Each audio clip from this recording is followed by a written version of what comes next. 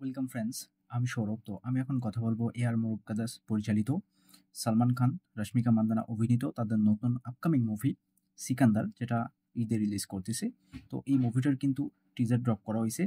তো টিজারটা যে সময়ে আসার কথা ছিল সেই সময়ে আসে নাই, তবে টিজার যাই হোক একটু লেট হলেও টিজারটা আসছে। এবং টিজারটা দেখার পর যে লেটটা হয়েছে বা সেটা কিন্তু আমার কোথাও কি মনে হয়নি, কারণ টিজারটা সত্যি অসাধারণ ছিল। এই সিকান্দার মুভিটাতে প্রচুর অ্যাকশন থাকবে, এটা কিন্তু অনেক আগের আপডেট।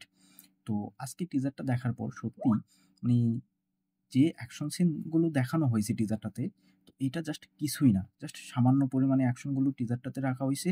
আর মুভিটাতে আরও প্রচুর অ্যাকশন দেখানো হবে। এবং সালমান খানের সেই সোয়াগ, তার সেই অ্যাটিটিউড, তার সেই ডায়লগ ডেলিভারি জাস্ট অসাধারণ ছিল।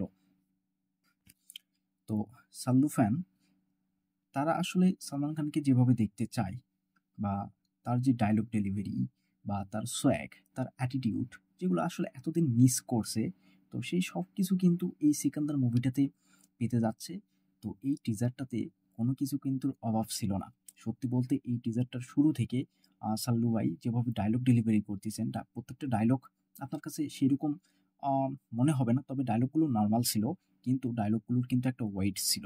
এবং যেহেতু ভাইজান এখানে ডায়লগ দিচ্ছে, তো বুঝতে পারতেছেন ডায়লগটার ওয়েট আরও কতটুকু হয়েছে। আমরা বিগ বসে দেখছি যে যখন সাল্লু ভাই রাগ হয়, তিনি যখন রাগ হয় তখন তার কথা বলার স্টাইল, তার লুক, তার এক্সপ্রেশন, মানে একটা ভয়ঙ্কর ব্যাপার হয়। তো সেটা মানে রিয়েল লাইফে যেরকম, তো একবার ভাবুন যে একটা মুভিতে তিনি জাস্ট ডায়লগ দিচ্ছে, তো সেটা আসলে কি হতে পারে।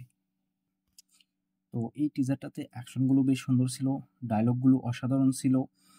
এবং ভাইজানের পারফরমেন্স, এখানে কিন্তু তার পারফরমেন্সটা সত্যি টিজারটাতে দুর্দান্ত ছিল।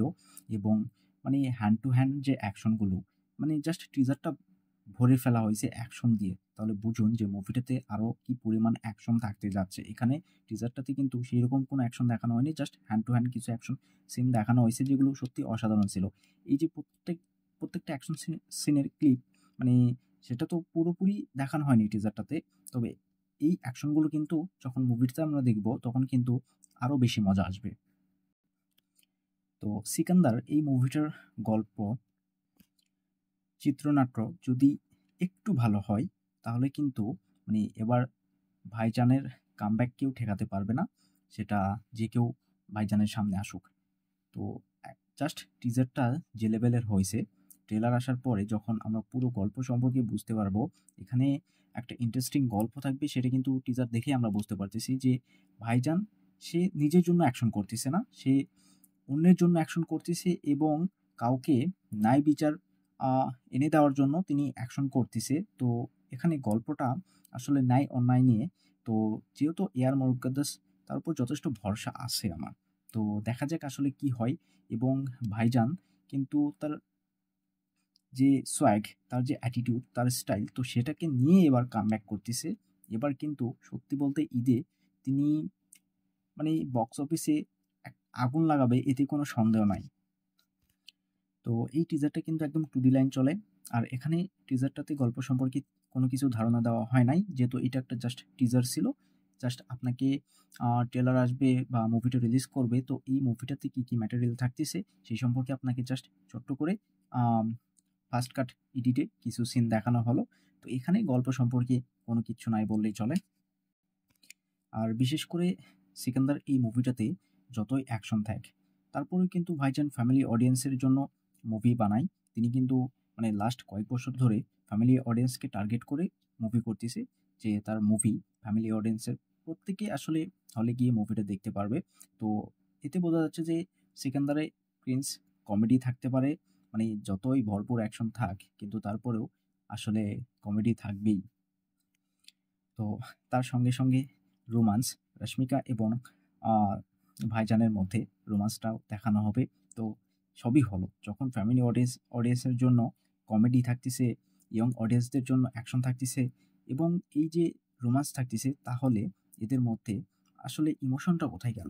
তো ইমোশনটা থাকবে, তা না হলে কিন্তু এই যে রোমান্স বা অ্যাকশন কোনোটাই দর্শক ফিল করতে পারবে না। তো তার জন্য কিন্তু ইমোশনটাও রাখা হবে। তো ইমোশনটা কোথাও গিয়ে যদি একটু ওয়ার্ক করে বা এই গল্পটা যদি একটু ওয়ার্ক করে দর্শকের মনে লাগে, তাহলে সত্যি বলতে মানে বক্স অফিসে কোন লেভেলে ইনকাম করবে এই মুভিটা সেটা কিন্তু আমি এখনই জাস্ট আন্দাজ করতে পারতেছি না। এমনিতেই ভাইজানের প্রত্যেকটা মুভি মানে ১০০ কোটি, ২০০ কোটি এটা কোনো তার কাছে ব্যাপারই না, কোনো বিষয়ই না। অনেক মুভি আছে যেগুলো অনেক হিরোর মুভি আছে যেগুলো ১০০ কোটি ইনকাম করতে হিমশিম খেয়ে যায়। সেখানে ভাইজান কিন্তু জাস্ট ১ম দিনেই ১০০ কোটি পার করে দিতে পারে। এইরকম কিন্তু তার একটা ফ্যান ফলোয়ার্স আছে। তো এই মুভিটাতে রাশমিকা মান্দানা তিনি কিন্তু জাস্ট ভাইজানের লাভ ইন্টারেস্ট হয়েই থাকবে। আমি আশা করব যে তার ভালো কোনো একটা ক্যারেক্টার এখানে থাকবে এবং যেহেতু তাদের একটা এজ গ্যাপ আছে, যেটা আমরা আগে দেখছিলাম যে 'কিসি কা ভাই কিসি কা জান' সেই মুভিটাতে কিন্তু পূজা হেগড়ে এবং ভাইজান তাদের কিন্তু এই যে রোমান্সটা সেটাও দর্শকের খুব একটা ভালো লাগে নাই। তো এখানে আমি আশা রাখবো যে আম রশ্মিকা তার যথেষ্ট ভালো একটা ক্যারেক্টার থাকবে এবং তাদের এই রোমান্সটা দর্শক ফিল করতে পারবে। আসলে যদি 'কিসি কা ভাই কিসি কা জান' সেই মুভিটার মতো হয়, তবে আমি আশা রাখবো যে রাশমিকার যেহেতু তার আ ব্যাক টু ব্যাক মুভিগুলো সুপারহিট এবং তার একটা ফ্যাম মানে অডিয়েন্স আছে, তার একটা ফ্যান ফলোয়ার্স আছে। তো কোথাও গিয়ে আসলে সেই জিনিসটা দর্শকের সামনে বাধবে না। অবশ্যই ভালো একটা কালেকশন নিয়ে আসতে পারবে। আর রাশমিকা বর্তমানে তিনি এমন একজন হিরোইন হয়ে উঠছে আ যে আসলে তিনি যার সাথেই সিনেমা করুক সেটা অবশ্যই ব্লকবাস্টার হিট হবে।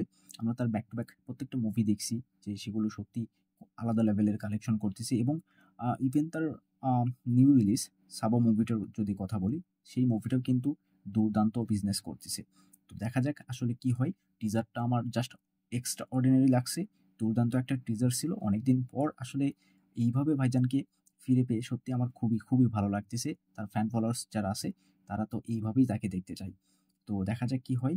সত্যি টিজারটা খুব, খুব ভালো ছিল। আর আপনাদের কেমন লাগছে সেটা অবশ্যই কমেন্টে জানাবেন। ভিডিও ভালো লাগলে একটা লাইক করবেন, শেয়ার করবেন আর এই চ্যানেলটা সাবস্ক্রাইব করবেন। ধন্যবাদ।